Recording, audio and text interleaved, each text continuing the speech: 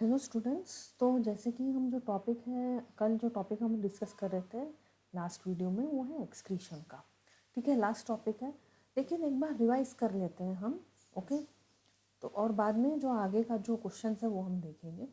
Excretion को excretion system क्या include करता है। एक्सक्रीशन सबसे पहले क्या है, सेपरेशन ऑफ और elimination of metabolic waste that is produced in the body. It includes pair of kidneys, ureters, urinary bladder and urethra। ठीक है, तो ये देखिए बेसिक स्ट्रक्चर है किडनी का। ओके, और ये किडनी का जो है हम लोगों ने बेसिक फंक्शंस जो है वो पढ़ा। फिर इसका जो हम लोग अगर एलएस ये लॉन्जिट्यूडनल सेक्शन लिया तो इधर काफ़ी सारे जो है हम लोगों को पिरामिडल शेप के कुछ स्ट्रक्चर्स दिखेंगे उसके अंदर। और वहाँ जो है उसके अंदर काफ़ी सारे नेफ्रॉन्स होते हैं, काफ़ी सारे कैपिलरीज होते हैं कॉल्ड एज नेफ्रॉन्स। ठीक है, ये नेफ्रॉन्स फॉर्म करता है। सो नेफ्रॉन किस चीज़ का कंसिस्ट होता है, mainly glomerulus, Bowman's capsule, renal tubules and collecting tubules. तो यहाँ पे देखिए ये एक स्ट्रक्चर मैंने वापस ये डाला है। देखिए ये कुछ ऐसा दिखेगा, ये है बोमैन्स कैप्सूल। ओके, और ये जो है ये नेटवर्क फॉर्म करेगा ग्लोमेरुलस, एक टफ सा जो है एक ब्लड वेसल मतलब ब्लड नेटवर्क वो फॉर्म करता है वहाँ पे। ठीक है, और ये है बोमैन्स कैप्सूल। तो देखिए अगर आप ओवरऑल स्ट्रक्चर देखोगे ना, देखिए यहाँ से अगर एक सेक्शन लिया नेफ्रॉन का तो देखिए यहाँ पे एक नेफ्रॉन दिखेगा, ब्लड यहाँ पे एंटर होता है और फिर यहाँ से जो है प्यूरिफाई होकर यूरिन बाहर निकलता है। ठीक है, और उसमें क्या होता है हम लोग ने अब ये जब यहाँ से देखो ये ग्लोमेरुलस है, यहाँ से जो है बेसिक फिल्ट्रेशन शुरू होगा और ये जो बोमैन्स कैप्सूल है ये फर्स्ट स्टेप है, वहाँ से फिल्ट्रेशन शुरू होगा। लेकिन जब फिल्ट्रेशन होता है, देखो ये फिल्ट्रेशन हो रहा है, दिस इज यहाँ पे है glomerulus, this is proximal, this is distal convoluted tubules. तो जैसे यहाँ से जाता है जब पास होता है ब्लड, तो उसमें क्या होता है कुछ इम्पोर्टेंट न्यूट्रिएंट्स भी होते हैं जो इम्पोर्टेंट चीज़ें जो होती हैं जो बॉडी के लिए यूज़फुल होता है, जैसे अमीनो एसिड्स, ग्लूकोज, ये सब। तो इसमें क्या होगा जब ये पास होता है तो ये इसके रीनल, ये जो यहाँ पे दिख रहा है ना रीनल वेन, ये इस कैपिलरीज जो फॉर्म ये रेड और ब्लू कलर का जो दिख रहा है इसके साथ वो कांस्टेंट टच में होता है, कांस्टेंट कांटेक्ट में होता है। ठीक है, और जो बॉडी को इम्पोर्टेंट जो मटेरियल है, जो सब्सटेंस चाहिए होता है वो यहाँ पे जो है एब्जॉर्ब होता रहता है। एट द सेम टाइम इधर से भी जो हार्मफुल सब्सटेंस है जो निकालना है, जैसे नाइट्रोजीनियस वेस्ट, वो इधर एब्जॉर्ब कर लेगा इसमें। ठीक है, यहाँ पे। और ये जो आपको कैपिलरीज दिख रही है ना, यहाँ पे जो है जो इम्पोर्टेंट है हमारे बॉडी के लिए जो ज़रूरत है यहाँ पे एब्जॉर्ब होता है। ओके, आज ये बराबर जो डायग्राम मिला इसके लिए, और कल जो हम लोग ने ऐसा पढ़ा था। ठीक है, यहाँ पे भी मैंने वही एक्सप्लेन किया है। देखो जब ये पास होगा यूरिन यहाँ से, जो इम्पोर्टेंट मटेरियल है वो यहाँ से इधर एब्जॉर्ब होता रहेगा रीनल वेन के टूवर्ड्स, और जो ज़रूरत नहीं है जैसे हार्मफुल है वो ये साइड पे एब्जॉर्ब होगा। ओके, तो ये था एक्सक्रीशन इन ह्यूमन बॉडी। अभी एक और छोटा सा टॉपिक था स्टूडेंट्स, ये देखते हैं, ये पढ़ लेते हैं एक बार। यूरेटर्स क्या होता है, they are muscular ducts that propel urine from kidney to bladder. ये कम से कम 25 to 30 सेंटीमीटर्स लॉन्ग होता है। यूरिनरी ब्लैडर क्या है, it's a organ that collects waste excreted by kidney prior to the disposal of urination. It is a hollow, muscular and elastic organ. It is a tube which connects the urinary urethra. It is the tube which connects the urinary bladder to the outside body. अभी students ये एक छोटा सा topic था जो मैं mention करना भूल गई थी। अभी एक्सक्रीशन इन प्लांट्स मतलब क्या, अभी एक्सक्रीशन प्लांट्स में कैसे होता है, अभी हम लोगों ने इतने टॉपिक्स पढ़े तो उसमें हम लोगों को लगभग आइडिया मिल गया कि एक्सक्रीशन कैसे होता है। अभी जैसे फोटोसिंथेसिस जब परफॉर्म करता है तो उसमें बाय प्रोडक्ट क्या आता है, हम लोग क्या इनहेल करते हैं, ऑक्सीजन।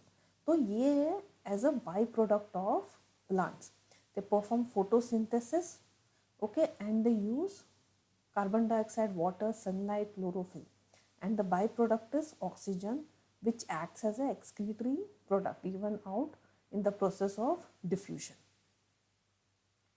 फिर ट्रांसपिरेशन में भी हम लोगों ने पढ़ा था, जो वाटर ड्रॉपलेट है, जो वाटर है वो स्टोमेटा के थ्रू वो इवेपोरेट होगा, is transported from transpiration which is transported from roots to aerial plants, parts of the plant, sorry यहाँ पे spelling mistake,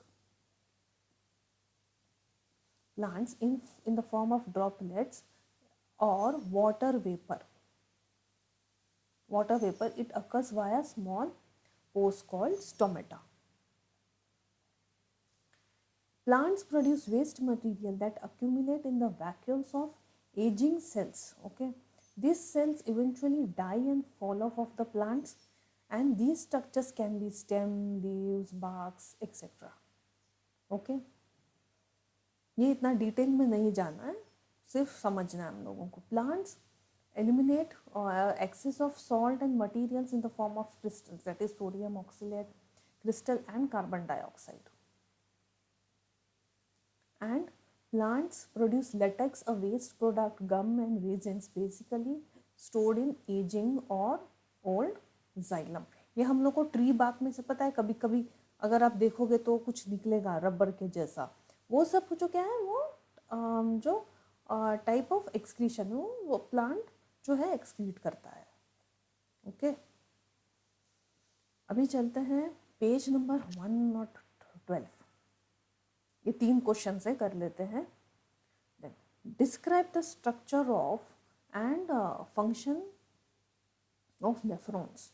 अभी देखिए यहाँ पे भी स्टूडेंट्स, यहाँ पे भी मैं बताना चाहूँगी, अगर ब्रीफ में पूछा है तो इतना छोटा आंसर नहीं लिखना है, ठीक है।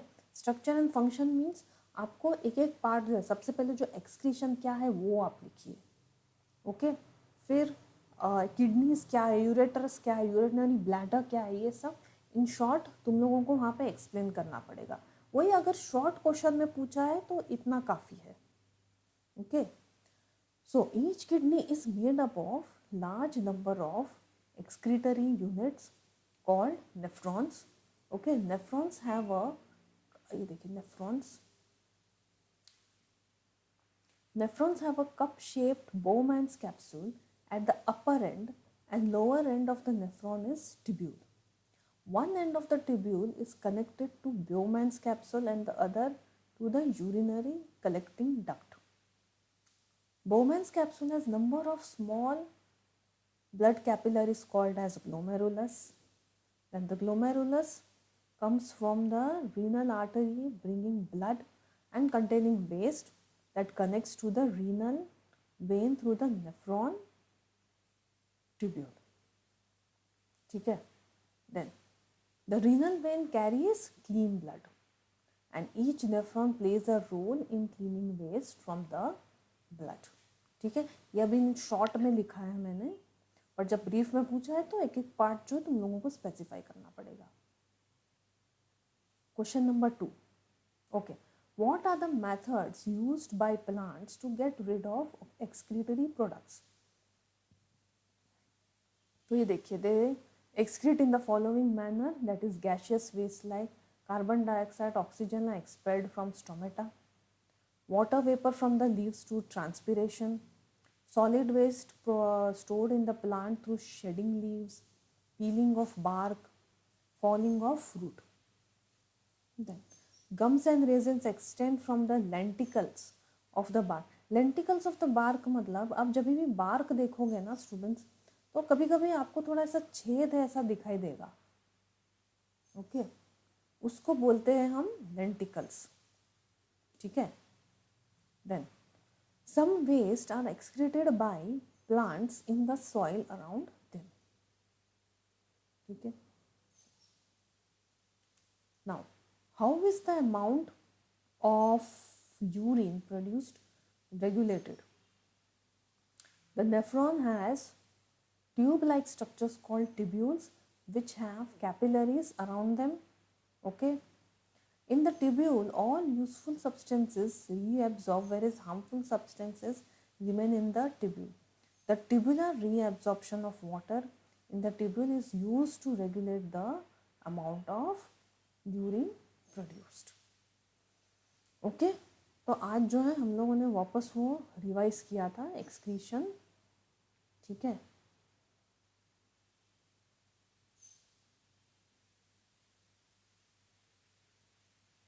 और फिर हम लोगों ने जो वो प्लांट में भी एक्सक्रीशन कैसे होता है ये भी कवर किया आज। ये बेसिक इन्फॉर्मेशन है, ज़्यादा डिटेल में नहीं जाना है। और ये 3 क्वेश्चंस।